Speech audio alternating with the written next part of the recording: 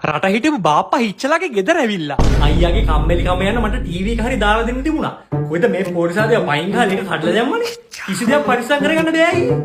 TV නෙවෙයි බං මම ලංකාවට ආවත් හරි තාම සිංහල සින්දුවක් ඇහුවේ නෑ. අපේ හිච්චවද ගායකයා. හිච්චා. අද කාලේ ළමයි සිංහල සින්දු කියනවා කියලා මොනවද කියන්නේ? කුණු හරපනේ. අනේද කියන්නේ අයියේ. ඒ කාලේ අපි අහපු සින්දු. රත්නපුරෙන් ගෙන ආසමන්වල්, ඉරෙන් හඳින් අන්න සින්දු. අපේ හිච්ච පුතා මොනවද දන්න සින්දු? අපේ පියතුමා මට දුන්නා. පියතුමාලගේ කාලේ සින්දු තියෙන පීස් එකක්. මම ඒක තමයි අහන්නේ. පොඩි කාලේ ඉඳන්මයි මම මේකගේ රසාස්වාදය හදනවා. very good. That is very important. ගෙදර පෙට්ටි ගොඩක් අස් කරනකොට මට හම්බුනේ පරණ සින්දු CD එකක්. මම ඕක දුන්නා මූට. දැන් කාමරේට වෙලා ඕක අහන එකමයි වැඩි. මම ඒකේ තිබුණු අර ලලලා සින්දුව ඉස්කෝලේ සමිතියේ කිව්වනේ. මට ඒ පාර ප්‍රින්සිපල් සර් කිව්වා හෙට එනකොට පියතුමාවත් එක්කන් එන්න කියලා.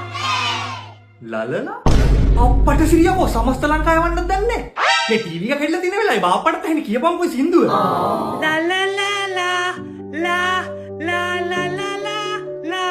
ලා කුරුගතියකුත් තියෙනවා. අංගම්මන සුමන